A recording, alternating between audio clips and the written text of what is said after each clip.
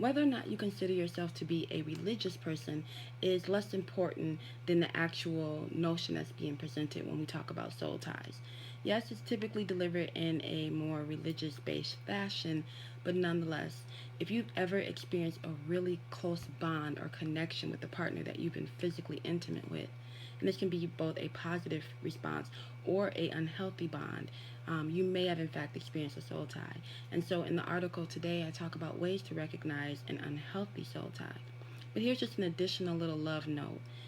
When you are seeking out a partner, be very mindful, be very conscious of their behavior. Pay attention less to what they say or less to what you feel when they speak and more to your response when they behave or how they act. Because at the end of the day, we can get caught up in what sounds good. We can get caught up in the potential of something, and we completely neglect or ignore what is actually in front of us. And that is one of the ways in which we slip into these negative soul ties. We are not attentive enough to the spirit of a person.